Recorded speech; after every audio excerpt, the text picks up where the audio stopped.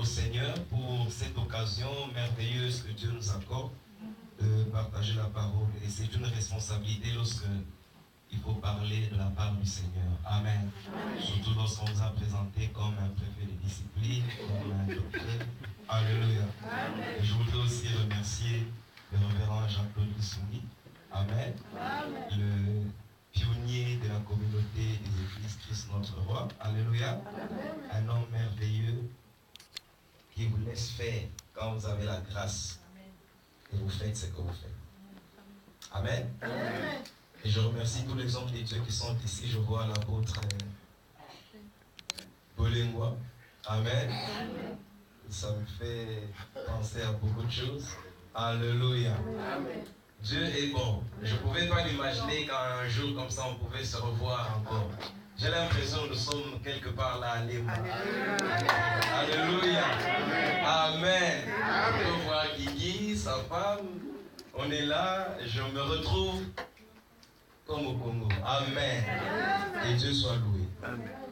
Il est vivant. Il est réellement ressuscité des morts. Il est vivant. Il est réellement ressuscité des morts. Qui? Jésus. Acclamons le Seigneur, le roi de rois, le Seigneur, le Dieu tout-puissant, le véritable Dieu.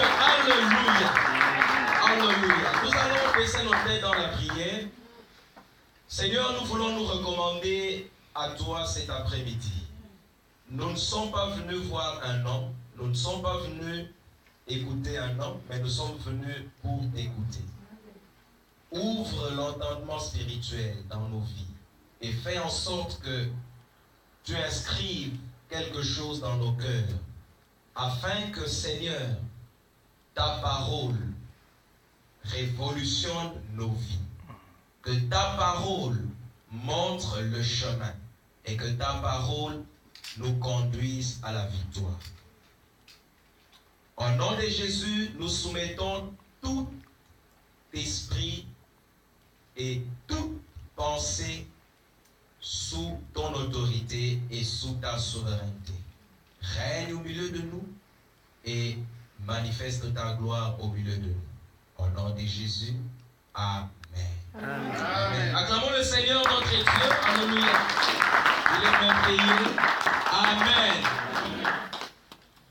Que personne ne se décourage. Ça, c'est un verset qui a été tiré de ce grand texte. Alléluia. Amen. Comme étant la pensée maîtresse dans cette convention des vainqueurs, le thème étant les secrets de la victoire. Alléluia. Amen. C'est un long texte et je vais vous donner un devoir à domicile.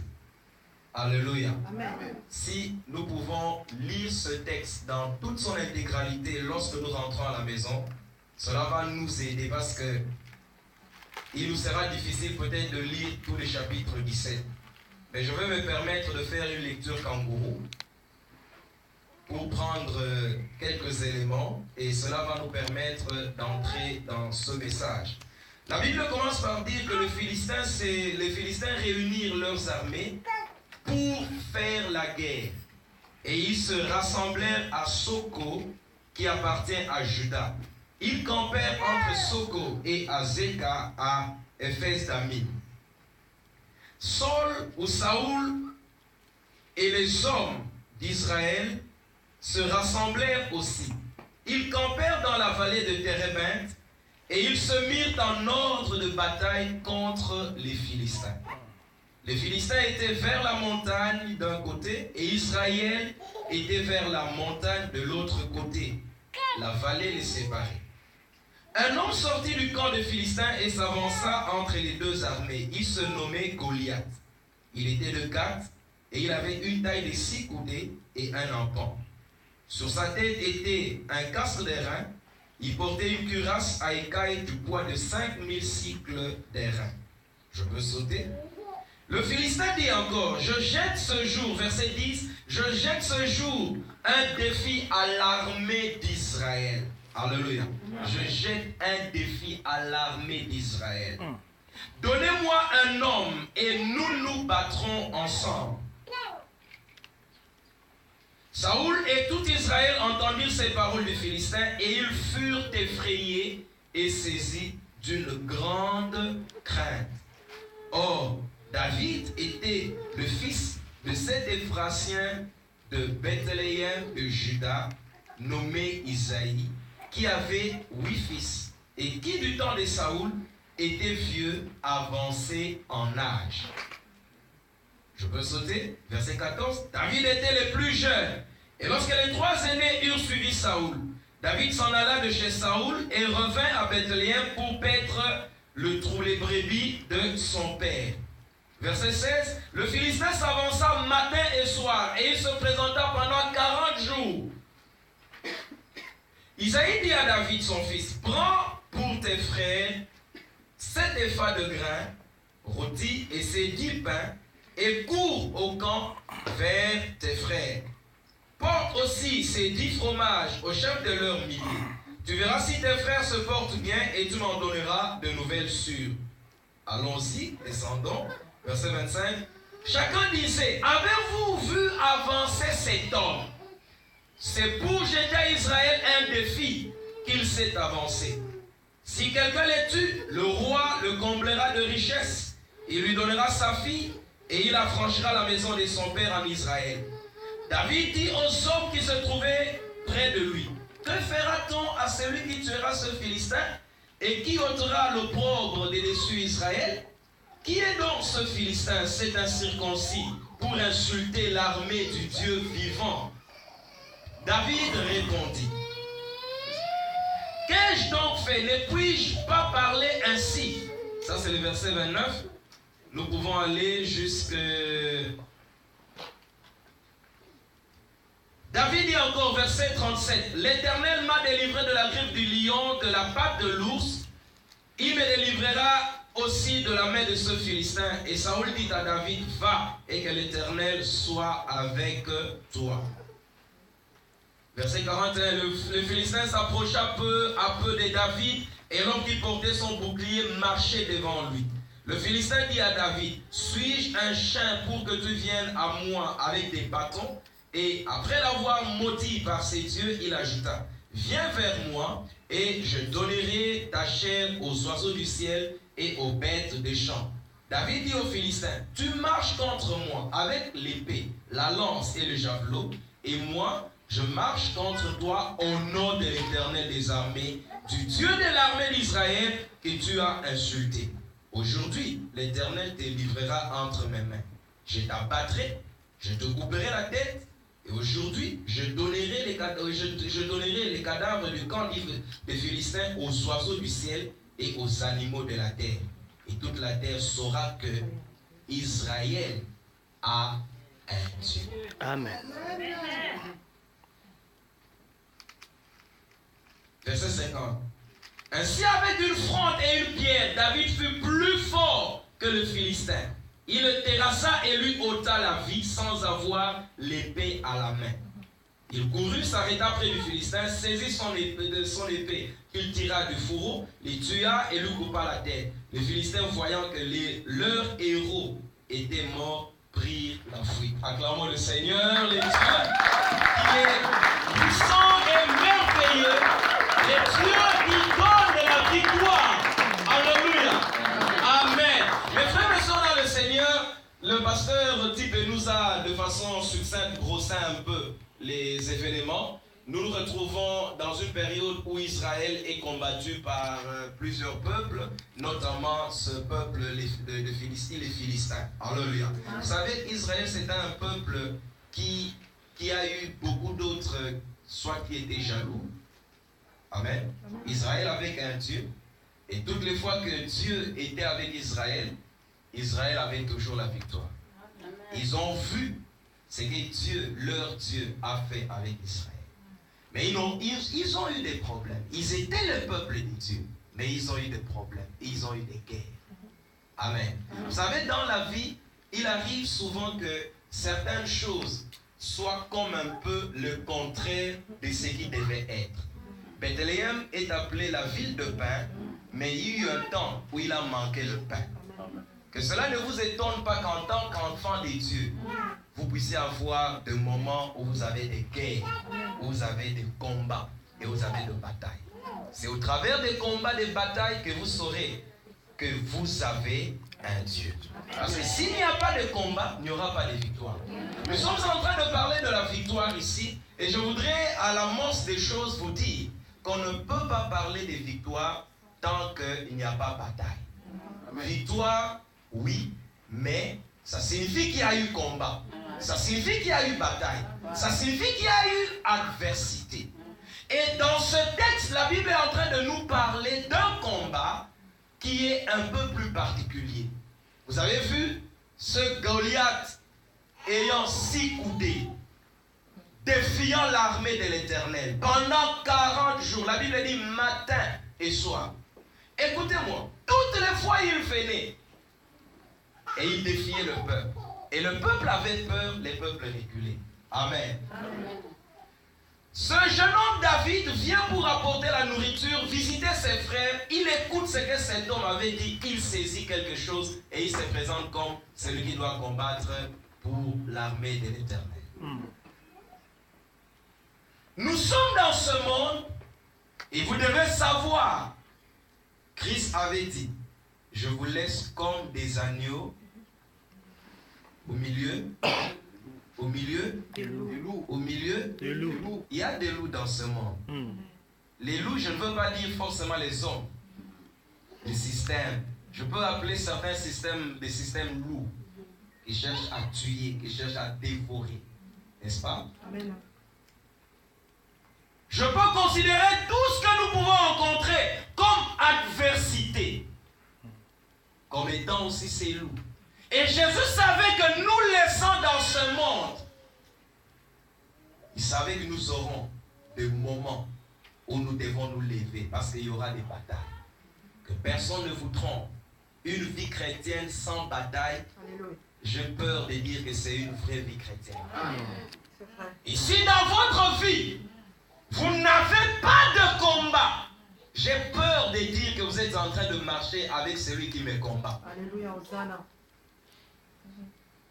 Il y aura des combats, mais Dieu merci que la Bible dit que nous sommes plus que vainqueurs par celui qui nous fortifie. Cet homme a défié Israël pendant 40 jours, pendant 40 nuits, et voilà que personne dans le camp d'Israël était capable de répondre à ce défi. Tout le monde a eu peur. Mes frères et sœurs dans le Seigneur, c'est cet homme David, la Bible dit, c'est des Ephratien de Bethléem. Vous savez, souvent, quand vous prenez Bethléem, Amen, la Bible dit, et toi Bethléem, tu n'es certainement pas la moindre. De toi sortira un roi qui payera Israël. Et on voit ce jeune homme Ephratien, alléluia, sortant de cette petite ville de Bethléem, mais donner la victoire à tout Israël. Il sort d'une petite ville. Alléluia. La victoire n'est pas liée au fait que tu sors d'une grande université. La victoire n'est pas liée au fait que tu es blanc ou que tu es noir. Tu peux sortir d'un petit milieu. Mais la victoire, c'est savoir d'abord avec qui tu es pendant que tu es en train de combattre. Amen. Amen. Amen. David sort bouleversé par le défi de Goliath. Et il se présente comme volontaire pour combattre. Et dans ce combat, ce n'est pas un combat où tout le monde est engagé. Ce n'est pas toute l'armée qui est engagée. Goliath regarde l'armée d'Israël et dit, on n'a pas besoin que toute l'armée soit engagée dans le combat. Ça, c'est un autre système de combat. C'est le combat des substitutions. Donc, une seule personne qui représente toute une nation contre une autre personne qui représente sa nation. Celui qui gagne remporte et c'est toute la nation qui remporte. Ça, c'est une image du combat que notre Seigneur a livré. Il n'était pas question que toi et moi nous puissions combattre les diables. Jésus savait qu'il avait besoin seulement lui seul de combattre, de monter à la croix, de triompher afin que cette victoire soit pour toute la famille des enfants des dieux, les élus et les rachetés. Ça, c'est comme ça que Goliath lui-même a conçu, a proposé les combats. Alléluia. Ce n'est pas David qui a proposé les combats. Ce n'est pas du camp d'Israël, c'est Goliath. Il était tout confiant en sa taille, avec les armes qu'il avait, un routinier de la guerre. Mes frères et sœurs dans le Seigneur, ce n'est pas ça qui compte. Amen. David sort du camp d'Israël et il va se présenter pour combattre cet homme. Je sais que nous sommes en train de vivre ou de traverser une période en tant qu'enfants des dieux où peut-être que nous avons des combats dans notre vie. Je sais que là où tu as certainement des combats. Amen. Il y a des situations qui se présentent dans ta vie qui sont des adversités. Je sais. Amen. Et c'est pourquoi nous sommes dans cette convention, parce que nous croyons que nous sortirons de ces lieux avec la victoire. Amen. Amen. Mais écoutez-moi. C'est un domaine où c'est un concept qui semble être très complexe, la victoire, parce que cela s'applique à plusieurs domaines, n'est-ce pas? On peut parler de la victoire entre deux équipes de football, n'est-ce pas? On parle de la victoire entre deux armées, n'est-ce pas? Tout comme on peut parler de la victoire lorsque quelqu'un a, au cours d'une situation, a été vainqueur ou est sorti sauf sain, sauf indemne. On peut parler de la victoire. Donc c'est un concept qui semble être vraiment complexe et je n'ai pas la prétention cet après-midi d'épuiser la matière. C'est pourquoi le pasteur Jean-Claude reviendra encore sur beaucoup d'autres aspects. Et nous n'épuiserons même pas la matière, nous ne donnons que des orientations. Amen. Pour que cela nous serve des pistes et pour que nous puissions comprendre la pensée des dieux.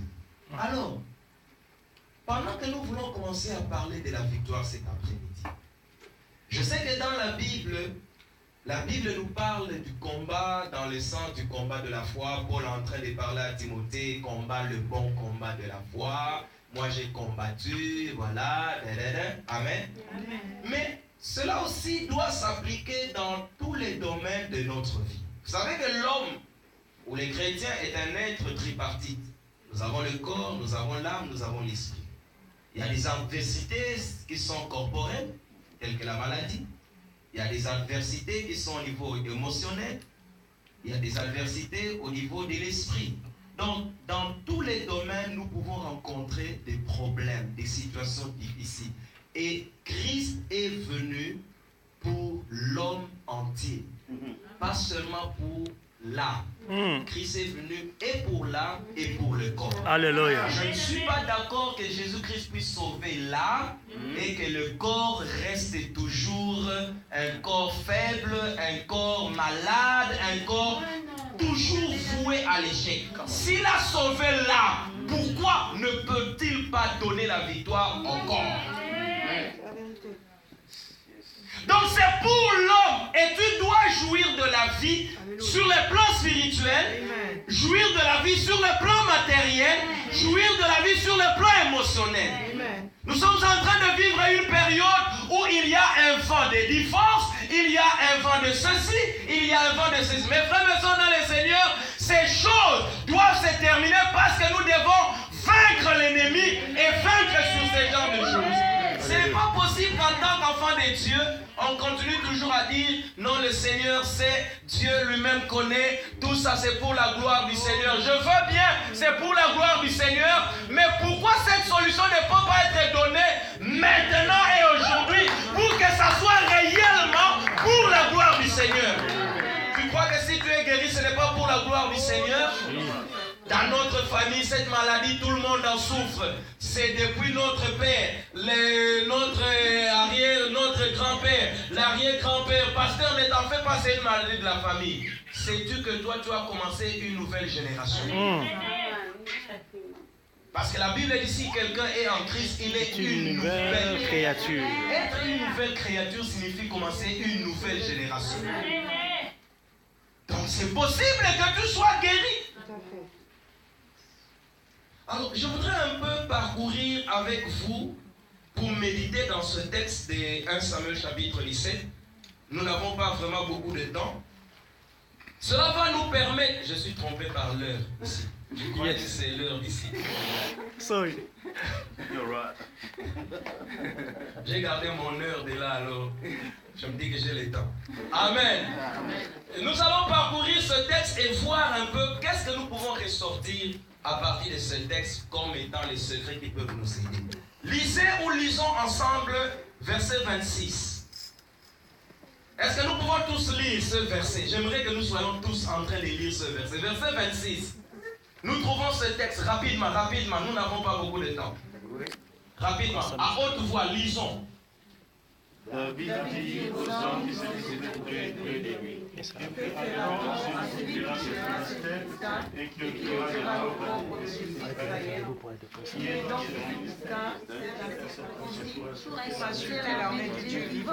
Amen. Il y a quelqu'un qui se lève, qui vient devant toute une armée, et l'armée du Dieu vivant. Et il se présente, il dit, ne suis-je pas le Philistin? Et vous n'êtes pas les esclaves de Saoul. Faites sortir un homme, nous allons nous battre. S'il me bat et me tue, nous serons vos esclaves. Mais si je les tue, vous serez nos esclaves. Mes frères et sœurs dans le Seigneur, j'aimerais avec vous ensemble découvrir ce premier secret.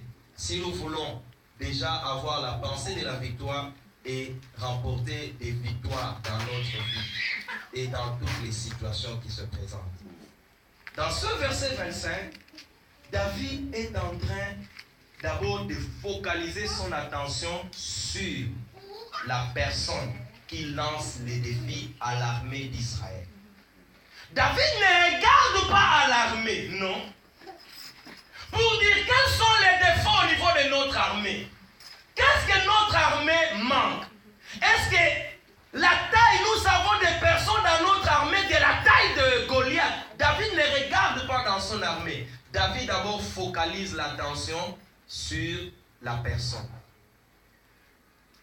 Les autres Israélites, y compris Saoul le roi, avaient aussi focalisé leur attention sur Goliath.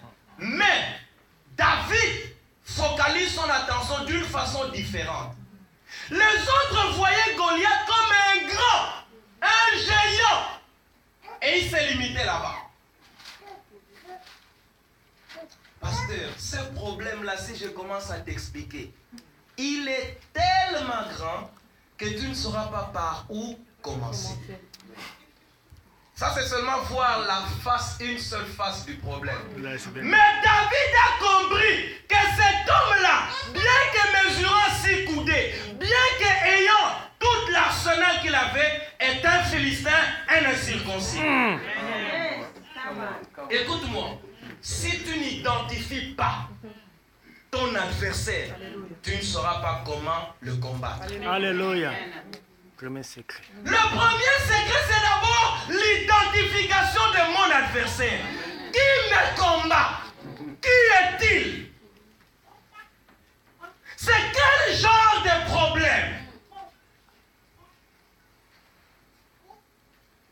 Même les équipes de football, quand ils doivent aller jouer contre une autre équipe de football, tu sais ce qu'ils font? Ils vont tout faire pour avoir les vidéos de l'autre équipe.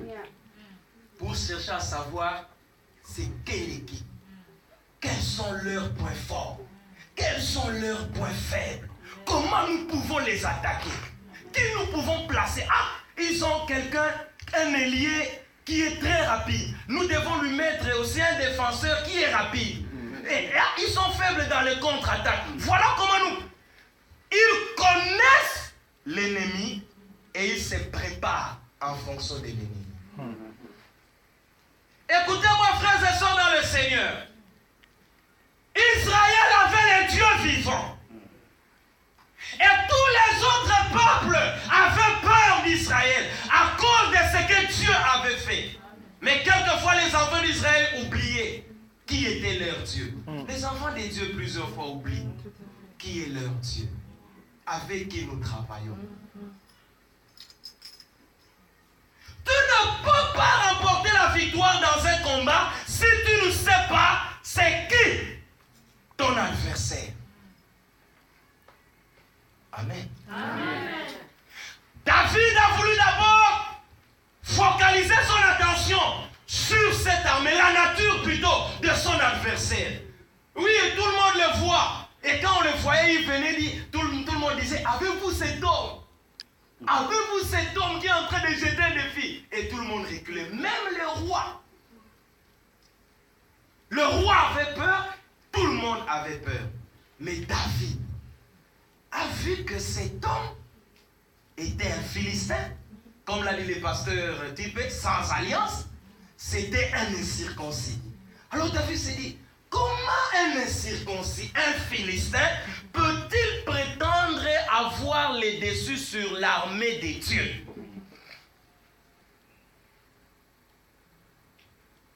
Et le même Philistin, écoutez-moi, lorsqu'il lançait les défis, qu'est-ce qu'il disait? Présentez un nom. S'il me bat et me tue, nous serons vos esclaves. C'est-à-dire que même lui-même, les Philistins, ils savaient qu'on peut les battre, on peut les tuer. Amen. Est-ce que les autres personnes, pendant 40 jours, ils n'ont pas entendu Goliath dire que s'il me bat et me tue? Écoute-moi, il n'y a pas un problème dans ta vie qui peut se présenter sans croire que ce problème-là peut être vaincu. Non. Lui-même, le problème, il sait qu'il est, on peut le vaincre.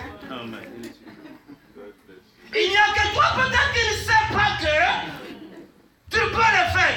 Les liables, les autres personnes, ils voyaient seulement 6 coudées, un homme fort. Mais cet homme fort-là disait, si votre homme me bat et me tue, c'est-à-dire qu'il y avait une possibilité de les battre et de les tuer. Alors il faut aller pour le combattre et le battre et le tuer. S'il avait dit, dans votre armée, personne ne peut me battre, là j'aurais dit, ils avaient raison, parce que les défis avaient une autre tournure. Mais l'adversaire lui-même reconnaît qu'on peut les battre et les tuer. Le célibat, c'est que tu peux les battre et les tuer. La maladie, c'est que tu peux les battre et les tuer. Parce que la maladie, c'est que Jésus a crucifié son corps à la croix. Il s'est blessé. La Bible dit qu'à cause de ces meurtrissures, nous sommes guéris. La maladie, c'est que tu peux les battre. Amen. Il n'y a pas un problème qui se présente comme étant adversité dans sa vie qui pense qu'on ne peut pas les battre. Écoute-moi faire cette déclaration. Tout problème qui se présente dans la vie d'un enfant de Dieu a une solution. Amen. Je n'effacerai jamais cette déclaration. Amen. Tout problème a une solution. On raconte l'histoire d'un garçon qui était à Lagos, qui partait, je crois, dans une province là, au Nigeria. Il était en train de prêcher dans les bus et tout d'un coup, les chauffeurs avaient fait un frein brusque. Le garçon, il était debout, il est allé, il s'est cogné et il s'est fracturé. Et c'était lui qui était en train de prêcher. Et tout le monde a commencé à se moquer de lui. Là, vous voyez, son Dieu était où pour les garder? Vous voyez ces gens qui nous embêtent. Qu'est-ce qui est arrivé? On a sorti le garçon, on l'a fait descendre. Les bus a continué. Quand les bus continuent, quelques temps après, les bus chavirent dans les ravins. Tout le monde meurt. Qu'est-ce qui est mieux? Avoir une fracture ou bien aller mourir? Alléluia! C'était seulement un moyen pour Dieu. Parce que Dieu a trouvé un certain moyen. Comment peut sortir cet homme? Dieu est au ministère, il voyait l'accident. Oh yes. Il dit non, je vais provoquer quelque chose. Qu'il se casse. On le fait descendre pour le soigner. Et les autres là, ils vont mourir. Dieu est capable de sacrifier toute l'Égypte à cause seulement d'un seul de ses enfants. Identifie ton adversaire. Amen. Identifie ton problème. Qui es-tu? Grande montagne. Même si c'est une grande montagne, tu seras aplani. Qui es-tu de grande montagne devant Zorobabel? Tu peux mettre ton nom. Tu seras aplani. Et Jésus a dit, si vous avez de la foi comme un petit grain de sénévé, vous pouvez dire à cette montagne, montagne, déplace-toi de là. Va te jeter dans la mer. Et ça va. Le problème, c'est que nous identifions mal l'adversaire. Nous voyons seulement 6 coudées. Nous voyons seulement la lance. Nous voyons seulement la cuirasse. Mais au-delà, nous ne cherchons pas à comprendre que c'est un incirconcis, c'est un Philistin. À partir d'aujourd'hui, quand un problème se présente, tu dois bien l'identifier. Même si le diable un jour vient se présenter devant toi, c'est moi le diable dont on parle. Tu dois dire gloire au Seigneur. Maintenant je t'ai vu, je t'ai cherché. Pourquoi? Parce que Christ l'a déjà vaincu. Et pour toi, c'est une occasion de profiter pour confesser cette victoire. Mais vous avez peur même des lézards. Quand vous voyez les lézards, si en Europe il n'y a pas de lézards, il n'y en a pas. Il y a des gens qui ont peur des lézards dans les contextes des pays où il y a des lézards. Hein? Les chats ici, ce sont les amis des hommes. Mais au Congo, les chats, c'est Adam Moissi qui vient. Les chats, c'est l'oncle qui vient. Et on a peur. Ah, cet homme-là, il ne faut pas le saluer. Ne lui donne pas ton argent.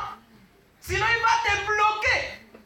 Toi, avec l'onction de Dieu, ton argent, tu pries, tu envoies ça à un sorcier, ça devait les brûler.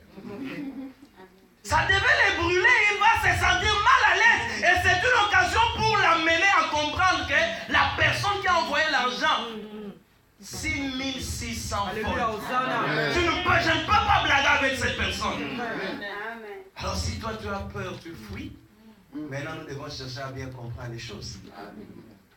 Amen. Tu dois bien identifier quel est l'adversaire en face de moi. Alléluia. C'est quel problème?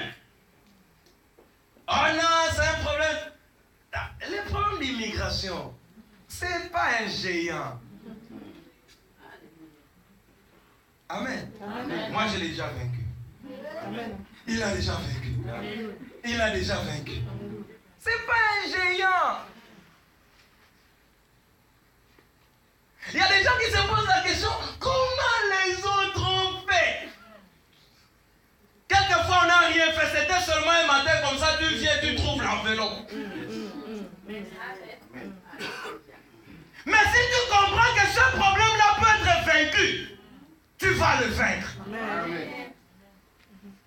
Ne marche pas sur ce sol comme un étranger ou comme quelqu'un qui n'a pas de droit. Tout lieu que foulera la plante de tes pieds, je te donne en possession. C'est la maison de notre Père. L'Angleterre doit être certainement la salle de conférence ou je ne sais pas, le salon. Les États-Unis, la salle à manger. La Belgique peut-être la douche parce qu'elle est petite.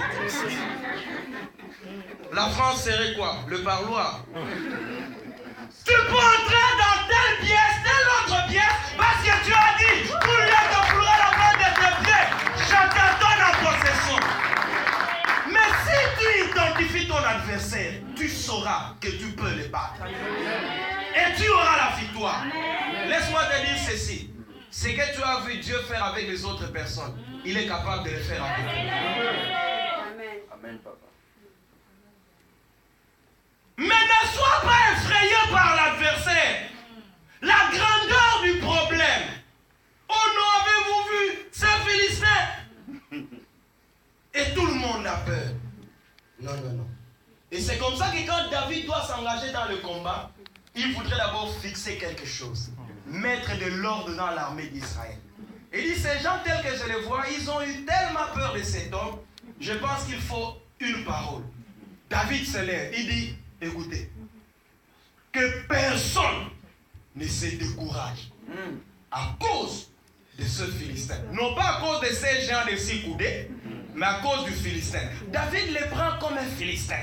Qui est un Philistin? Qu'est-ce qu'un Philistin devant un Israélite? Qu'est-ce qu'un Philistin devant un enfant de Dieu? Mon frère, ma soeur dans le Seigneur, même lorsque tu vas devant un agent, je ne sais pas qui, souvent c'est plein de païens, c'est plein, je ne sais même pas de qui, je ne voudrais pas citer les noms ici.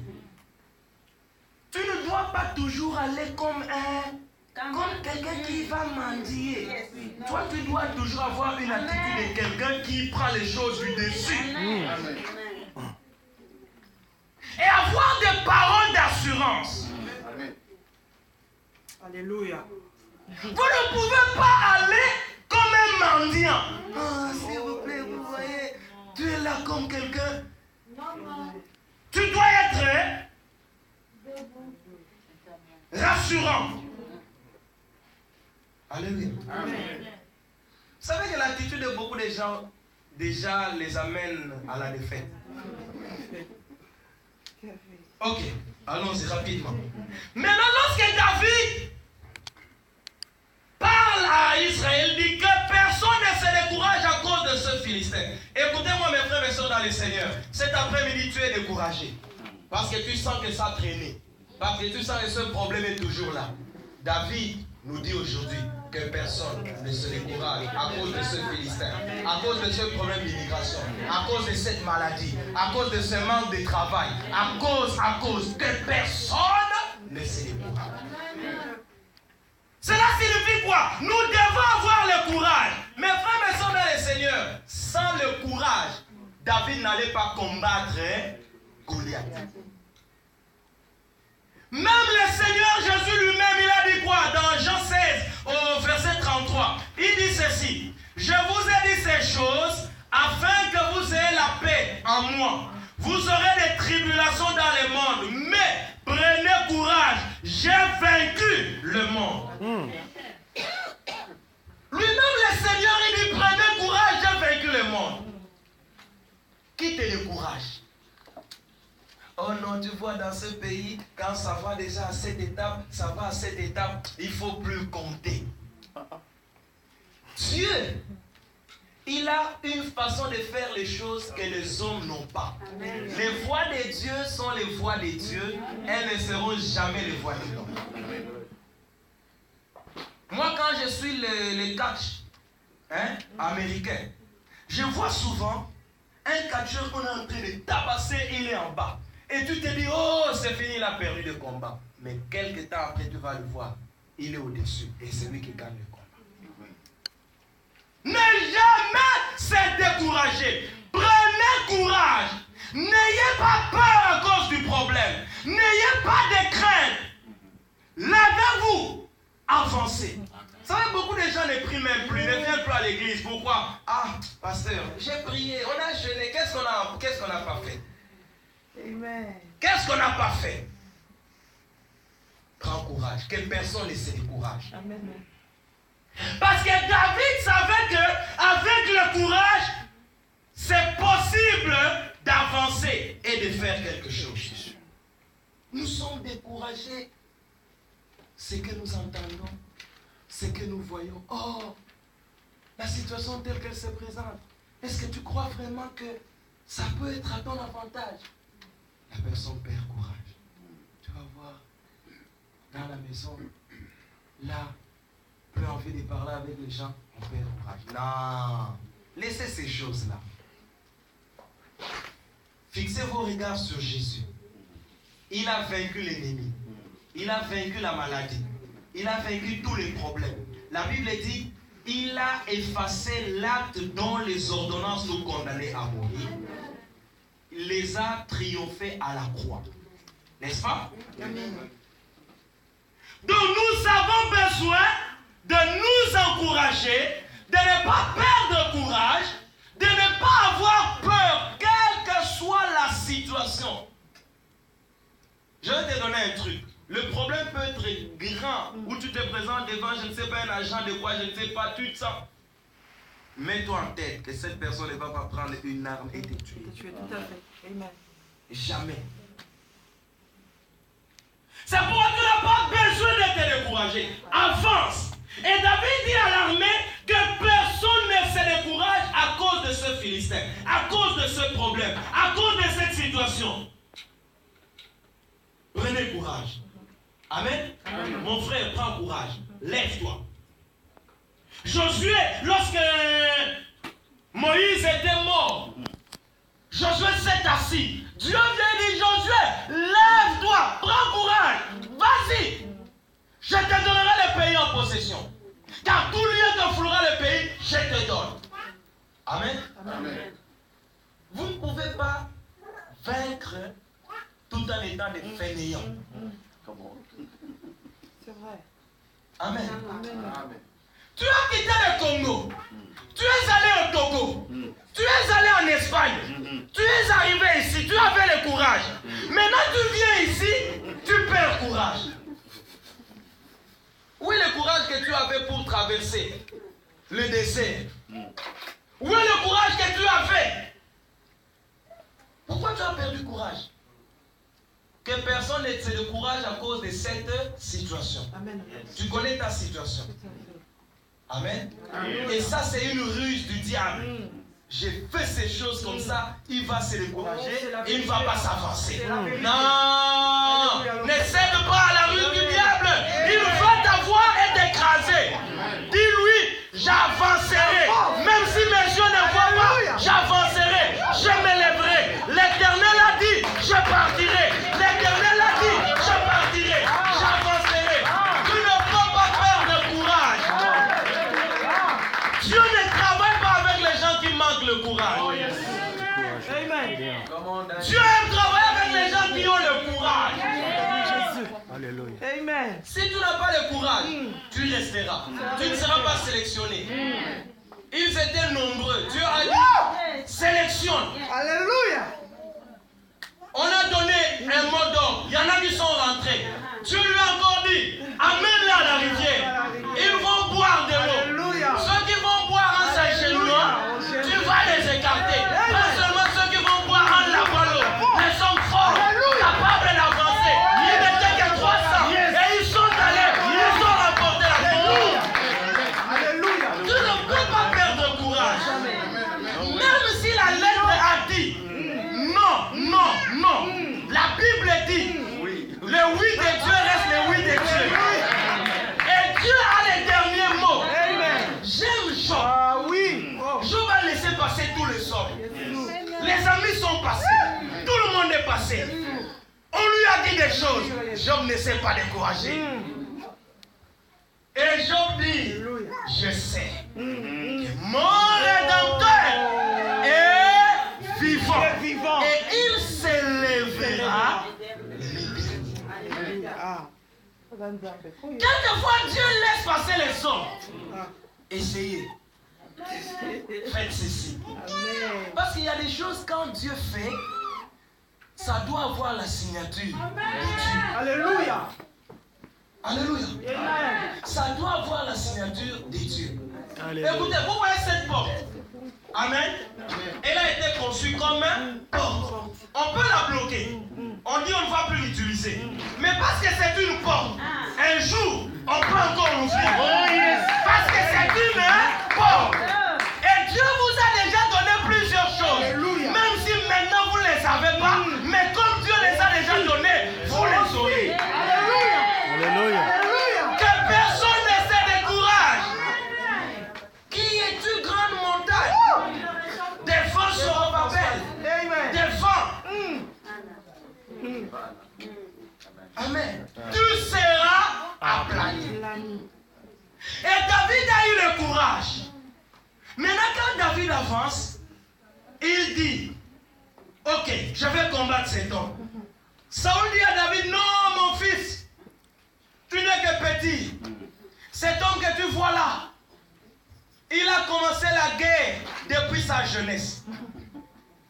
Vous voyez, les vieux aussi quelquefois, je ne sais pas, Il dit bien que Goliath avait commencé la guerre depuis la jeunesse. Mais David aussi a jeune, non? Donne-lui l'occasion de commencer aussi la guerre dans sa jeunesse. Si lui avait commencé dans sa jeunesse, pourquoi moi je ne peux pas commencer dans ma jeunesse? Vous voyez ces choses, c'est seulement pour le vieux. Amen. David dit non, non, non, non, non. Même si je n'ai jamais commencé la guerre, oh roi, écoute, moi que tu vois là, j'étais derrière le troupeau. Quand les loups venaient, quand les lions venaient pour dévorer la brebis, je n'avais pas peur. Je me levais, je partais, j'ai confisqué la brebis. Pour dire à Saoul, j'ai aussi une expérience. J'ai déjà remporté des victoires dans mon passé. Mon frère et soeur dans le Seigneur, le troisième secret, tu dois bien regarder dans ton passé. Les victoires que tu as déjà eues dans le passé. Et appuie-toi sur ces victoires. Tu vas me dire que dans le passé, toi, tu n'as jamais remporté une victoire. Le fait de... Est-ce que toi, tu es français? Tu es devenu français, non? Naturalisé. Oui. Mais est-ce que tu es français? Si on doit être honnête entre nous. Non. Être français signifie être Mundele. Et si tu te retrouves dans ce pays, ça signifie que tu as remporté une victoire. Tu as quitté ton pays, toi-même tu sais comment tu as quitté le pays. Et comment tu t'es retrouvé ici. Ça c'était pas de la blague, hein? Vraiment, papa. Je vois encore votre pasteur. Je le vois aller dans les cybercafés. Cherchant à tout prix, papa, je dois partir. Et finalement, la victoire est venue. Amen. Toi qui as déjà remporté une victoire dans le passé, écoute-moi. Appuie-toi sur cette victoire et tu remporteras une autre victoire. Il y a un principe qui dit une vague appelle une autre vague. Alléluia. Écoute-moi. Si toi-même tu n'as pas remporté une victoire, as-tu participé à quelque chose qui a donné la victoire? Lorsque dans une équipe de football, 11 joueurs jouent, les médailles, on donne à combien de personnes? À 11. 11 seulement. À tout le monde, même les réservistes. Même ceux qui n'ont pas transféré. Ils vont dire quoi? J'avais remporté la Coupe du Monde. Mais il n'a pas joué. Mais il était de l'équipe qui était là. C'est sa victoire. Il ne dira pas de non, c'est sa victoire. Dans son palmarès, il dira, j'ai déjà gagné la Coupe du Monde, j'ai gagné la Coupe de ceci, j'ai gagné. Même si ce jour-là, il n'a pas joué. Mais parce qu'il était dans l'équipe qui a gagné, c'est sa victoire. Tu dois t'appuyer sur la victoire du passé, soit ce que toi-même tu as remporté, soit la victoire à laquelle tu as participé. Troisièmement, écoute-moi. Même si tu n'as pas une victoire personnelle, tu n'as pas participé à une victoire, la victoire du Christ est ta victoire. Parce que Jésus a remporté cette victoire, pas pour lui. Est-ce qu'il en avait besoin? Non. Il était dans sa gloire. Hosanna, tu es saint. Les anges l'adoraient. Mais il a vu que si lui ne descend pas, le diable va commencer à te marteler, à te faire souffrir. Jésus est venu dans le monde. Il entre dans le monde. Le diable le voit. Le diable commence à l'amener ici. Commence à l'amener là-bas. Et Jésus est là. Le diable l'amène à la croix. La sentence est prononcée. On doit les crucifier. Le diable secoue les pieds. Oh, c'est bon. On va les crucifier. On voit Jésus avec un bois en train de partir, souffrant. Là, le diable est content. Il est là à la croix. Les magistrats se moquent de lui. Les deux voleurs, un des brigands. Bon, si tu es le Fils de Dieu, descends de la croix. Et puis tu fais descendre aussi. Pourquoi on traîne ici, toi, tu es le Fils de Dieu? L'autre lui dit, écoute, ce que nous avons fait, c'est justice, nous méritons. Et cet homme, il n'a rien fait. Jésus, souviens-toi de moi. Toi, je te dis aujourd'hui, tu seras béni. Et tout d'un coup, les diables, tout le monde est content. Mais quand cet homme de Galilée va expirer, la Bible dit, d'abord l'obscurité va couvrir la terre.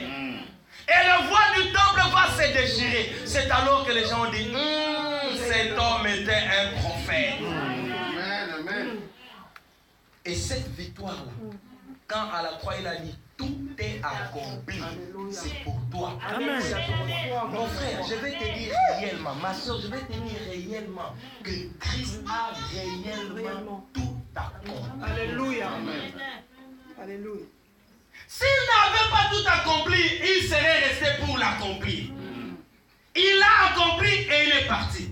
Donc, j'aimerais que tu comprennes, mon frère, ma soeur dans le Seigneur, que tu dois t'appuyer sur l'expérience d'une victoire que tu as eue. Amen. Oh, un jour, le pasteur m'a appelé pour qu'on aille prier pour quelqu'un qui était possédé. Nous sommes allés avec le pasteur. Toi aussi, tu disais au nom de Jésus. Oui, moi aussi, je disais au nom de Jésus. Les démons sont partis. Oui, les démons sont partis. C'est ta victoire. Alléluia, je l'ai saisi. Amen. Ah non, c'était parce que c'est le pasteur qui était là. Non, le Saint-Esprit qui est dans le pasteur, c'est le Saint-Esprit qui est en toi. Amen. Amen. Tu as une victoire du passé, appuie-toi sur cette victoire. Vous savez, la Bible dit, il n'y a rien de nouveau sous le soleil. Amen. Ce qui a été, c'est ce qui sera. Amen. Amen. Moi, j'ai des victoires sur lesquelles je m'appuie. Quand ça devient sombre, je dis, Seigneur, je sais que dans le passé, tu m'as déjà délivré d'une telle situation. Je crois que tu me délivreras encore. Et David a dit, le Dieu qui me délivrait en face des bêtes féroces me délivrera encore. Alléluia. Dieu aime faire encore. Jésus a fait la multiplication des pains. Les autres personnes n'étaient pas là. Ils ont appris. Le deuxième jour, quand Jésus, tout le monde est venu, plus de personnes encore. Comme il aime faire encore, il a encore fait. Amen. Alléluia. Amen. Une victoire du passé. Amen. Et quelque chose sur laquelle tu dois t'appuyer pour une autre victoire dans ta vie. Et je sais que tous dès que nous sommes là, chacun de nous a une victoire. Amen. Dans son passé. Amen. Amen. T'es d'une situation difficile. Il y en a qui ont vaincu.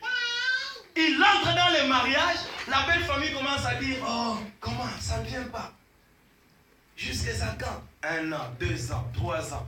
Amen. Amen. 4e année, il a un enfant. C'est pas une victoire. Tout à fait. C'est une victoire. Alléluia. Et ce que Dieu a fait là, il est encore capable de le faire dans un autre domaine. Amen. Amen. Maintenant, lorsque Saoul est convaincu, je vais rapidement. Lorsque Saoul est convaincu que ce garçon David est capable de remporter la victoire, il lui dit, ok, tu vois l'homme là comment il est. Il est bien habillé. Il est protégé. Toi, prends maintenant mon armure. Amen. Prends mon armure. David, Saoul donne toute l'armure, fait porter David les habits, tout. David essaie. Ça, il vient directement des troupeaux là-bas. Il n'a jamais essayé. Il dit non, moi pas ça. Alléluia. Enlève ça. On va voir cet homme aller chercher une fronde. Hein? Une fronde avec les cailloux. Et en face de lui, c'est un homme qui est bien armé, bien protégé. Je crois que quand David a pris ces choses, tout le monde avait dit, oh, ce garçon, il ne voit pas que l'autre là, il a des armées, les bibundeli. Et lui, vraiment, il a pris la fronde avec des cailloux. Qu'est-ce qu'un caillou peut faire? Un caillou, une pierre.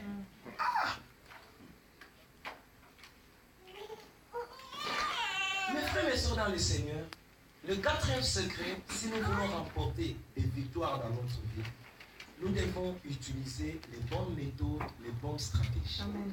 Les méthodes appropriées, les stratégies appropriées. Amen. Amen. Pour remporter la victoire. Je vais vous dire quelque chose. Vous savez, dans la vie, nous pouvons avoir des gens qui se présentent comme nos ennemis. Amen. Amen. Si maintenant tu dois te présenter, tu dois chercher à combattre ton ennemi humain. Comment tu dois le combattre? Avec quelle méthode? Hein? La Bible dit, prie pour ton ennemi. Alléluia. Parce que quand tu pries pour lui, tu es en train de lui déposer des charbons sur sa tête. Des charbons qui vont brûler. Quand les charbons brûlent sur la tête de quelqu'un, la personne sera à l'aise. Non. Amen. Amen. La stratégie en ce moment-là, ce n'est pas que non, cet homme-là, quand je le verrai sur mon chemin, moi je vais l'écraser. Non. Ça, c'est pas la bonne méthode. Amen. Jamais. Jésus dit, aimez vos ennemis. Si vous saluez seulement ceux qui vous saluent, les païens aussi le font. Qu'est-ce que vous faites de plus? Ah non, cette personne-là, jusqu'à ce qu'on ira au ciel. Peut-être même qu'à cause de ça, tu ne verras même pas au ciel.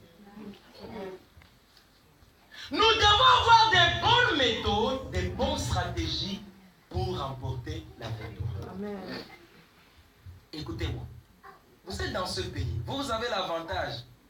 Je sais qu'en venant ici, vous n'avez pas vraiment un problème de langue. Hein? Yes, preach. Vous n'avez vraiment pas un problème de langue. Yeah, Nous là-bas, Yes, tu dois come on. d'abord apprendre la langue. That's true. Donc tu dois t'intégrer. Come on. Alors tu veux que les gens, que la poto yonga, nikilia. Quand tu étais au Congo, il y a des gens qui disaient, moi quand je serai en Europe, tous ces gens-là ce sont des paresseux. Moi je vais commencer à faire 4 cailloux. Tu es en Europe maintenant, tu fais combien de cailloux? Alléluia. Et il y a des gens comme ça qui n'ont pas de bonnes stratégies, de bonnes méthodes pour avancer dans ce pays. Preach. Tu vas voir quelqu'un, il s'endort. Il est toujours derrière les services sociaux. Et quand tu deviendras coco, vous allez pour recevoir la pension, un autre coco commence à compter. 1, 2, 3, 4, 5. Moi, quelquefois, je m'amuse quand je vais au post office. Je vois, il y a des vieux, tu le vois là, il est en veste avec chapeau. Tu sens que cet homme, il a travaillé. Et quand il compte l'argent, il compte. Tu te dis, oh, cet homme a des billets de 20 pounds et il en a compté environ 40. Donc il a reçu 800.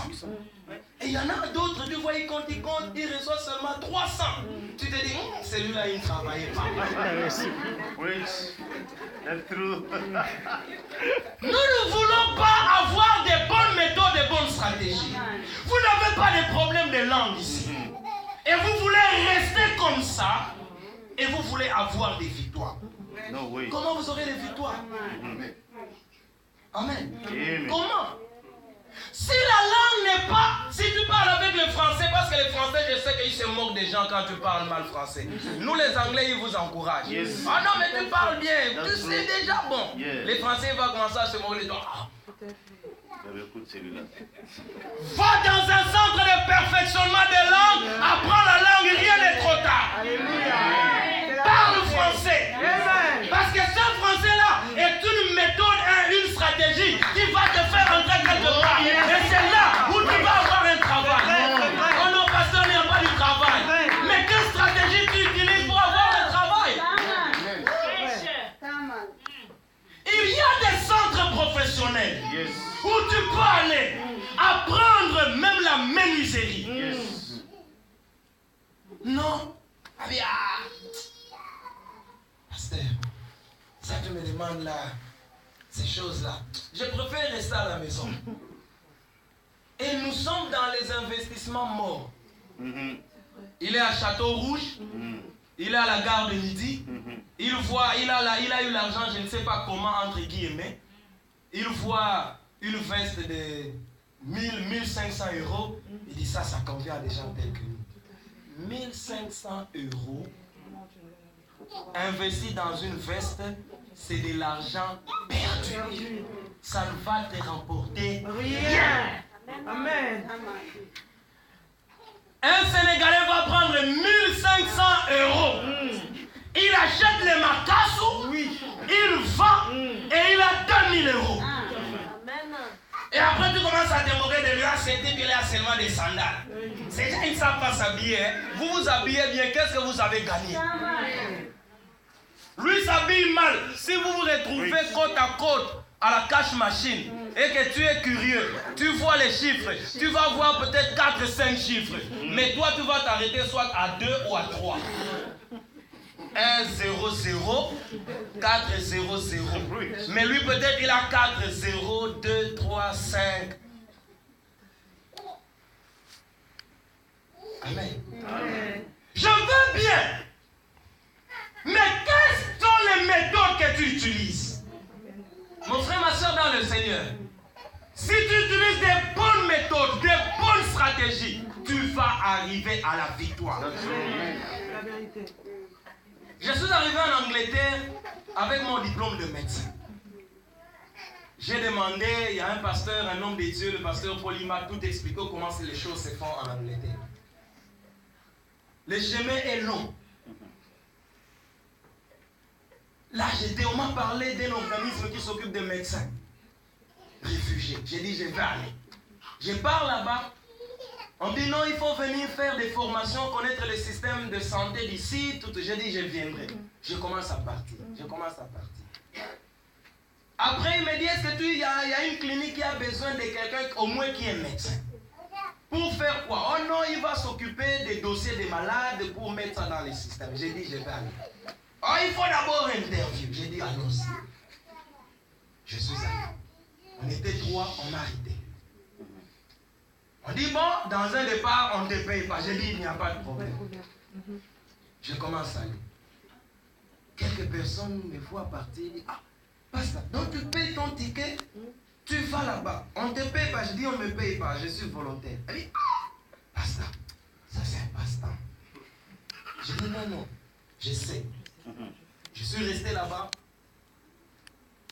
6 mois. Après, on vient me voir. Est-ce que toi, tu peux faire quelque chose dans la clinique, être phlébotomiste ici? Je dis, mais je peux faire, pourquoi pas? Je dis, bon, viens, essaye. On m'a amené dans la salle, on a amené des malades, j'ai essayé. Ah, mais tu connais. Ok, on va organiser la clinique. Tu vas t'occuper de ça. J'ai commencé. Un jour. Après, on dit non, on peut mettre ça 2 jours. 2 jours. On a commencé, j'ai continué. J'ai amené maintenant, j'ai restructuré la chose est devenue encore sérieuse. Après, on m'approche. Est-ce que tu peux t'occuper des malades diabétiques? J'ai dit oui, pourquoi pas? Elle dit alors, va d'abord à côté d'un autre médecin, vous allez faire, tu vas. J'ai dit ok, je pars. Je commence à faire. Elle dit oui, mais tu sais. Puis ok, on vient de prendre une autre clinique, toi tu vas t'occuper des malades diabétiques dans l'autre clinique. J'ai dit ok, je pars. Je commence à faire, on m'approche. Dis maintenant, est-ce qu'on peut t'engager? Alléluia. On commence à te payer. J'ai dit mais c'est ce que je cherche. Alléluia. Amen.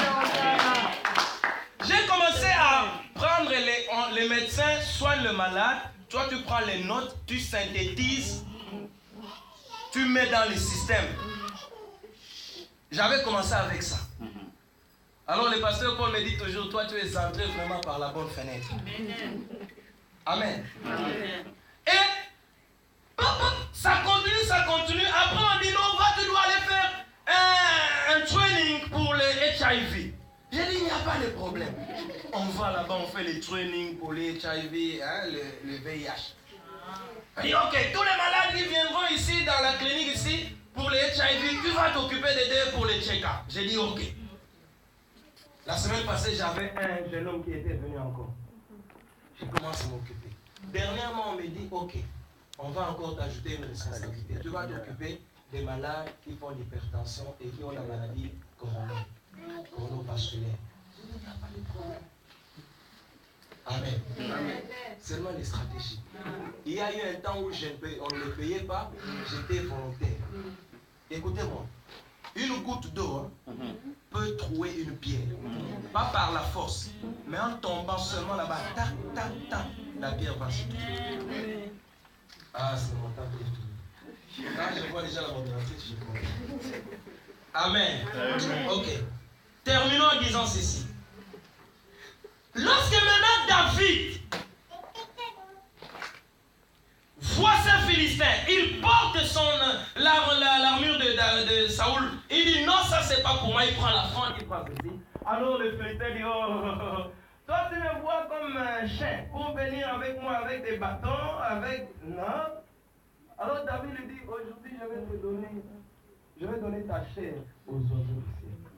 Toi tu viens avec moi avec la lance, mais moi je viens avec le nom de l'Éternel. Écoutez, tu ne peux pas remporter la victoire si tu n'agis pas en nom de l'Éternel tout en étant dans l'Éternel. Tu ne peux pas remporter la victoire.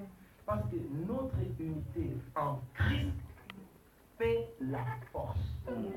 La Bible dit avec Dieu nous ferons des exploits et il écrasera nos ennemis.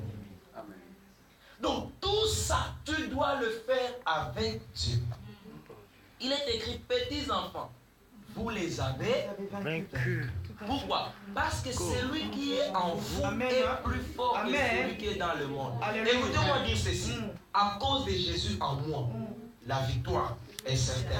Parce que Jésus est la victoire. Il n'y a aucune situation qui peut résister devant mon Seigneur. Il n'y en a pas. Il n'y a aucune maladie qui peut résister devant mon Seigneur. Il n'y a aucun problème qui peut résister devant mon Seigneur. Cet après-midi, j'ai dit que tous ceux qui ont le Seigneur dans leur cœur, Jésus habite en eux. Ils vivent en Jésus. Ils agissent avec Jésus. C'est Jésus qui a dit, sans moi, vous ne pouvez rien. La victoire est de votre côté. Amen. Les frères et sœurs dans le Seigneur, le diable peut venir. Il est écrit, ils viendront par un seul chemin, mais ils s'enfuiront par 7 chemins. Alléluia. À cause de celui qui est en moi. Celui qui est en moi est plus fort, plus grand que celui qui est dans le monde. C'est pourquoi moi je sais que toi, tu as la victoire. Ce problème-là va te lâcher. Alléluia. Il va te lâcher. Tout à fait. Tu vas avoir une solution. La porte va s'ouvrir. Celui qui s'appelle la porte a la clé. Alléluia. Pour toutes les portes. Amen. Et il va ouvrir les portes. Et Dieu n'a jamais voulu que son nom, là où on le cite, qu'on puisse salir, prendre ça en vain. Et David a dit, qui est cet Philistin qui lance un défi à l'armée du Dieu vivant? Qui a un problème? Qui a un problème? Tu as la victoire? Amen. Tu as la victoire? Amen. Que Dieu te donne la victoire. Amen. Que Dieu te donne la victoire. Amen. Que Dieu te donne la victoire. Amen. Que Dieu te donne la victoire. Que Dieu te donne la victoire. Il est le Seigneur, celui qui est vainqueur, et nous sommes plus que vainqueurs. Et dans ce monde, dans ce pays, nous aurons des victoires et nous remporterons des victoires parce que nous sommes ses enfants et parce que nous avons la vie que lui nous a donnée. Paul disait, si je vis, ce n'est plus moi qui vis, mais c'est Christ qui vit en moi. C'est Christ-là, il est vivant. Et il a vaincu. Il a ressuscité des morts. Il n'est plus dans le tombeau. Il n'est plus dans le tombeau. Il a remporté. Il a défié les dominations. Il a défié les autorités. Il a vaincu toutes sortes de problèmes. Oh, alléluia. Seigneur, nous te disons merci. Oui, Seigneur. Nous te disons merci. Thank you, Lord. Parce que ce n'est pas pour toi que tu es monté à la croix vaincre, mais c'est pour moi et pour mon frère, ma Yes, soeur. Lord Jesus. Merci Seigneur d'inscrire cette victoire dans la vie de mon frère, dans la vie de ma soeur. Je bénis ton nom cet après-midi Yes, Lord. parce que je sais que ce que tu nous as dit, c'est peu par rapport à ce que nous allons voir. Nous voulons voir des choses et entendre des déclarations comme celles des magiciens des pharaons qui ont dit ça, c'est le doigt de l'Éternel. Nous voulons voir des choses comme ça, où le monde confesse en disant que ça, un homme ne peut pas faire. Il n'y a que Dieu qui peut le faire. Je prie que le Seigneur te donne la victoire et que tu sortes de cette situation. Et que tu sortes de cette situation. Que Dieu puisse être du côté où tu es faible, où te fortifier. Tu ne tomberas pas. Tu ne reculeras pas. Tu iras de l'avant comme un lion. Écoutez-moi, le diable n'est qu'un lion rougissant. Jésus a dit, résistez au diable et il fuira loin de vous. N'aie pas peur, tu as la victoire. Et Dieu te bénisse. Et Dieu te bénisse.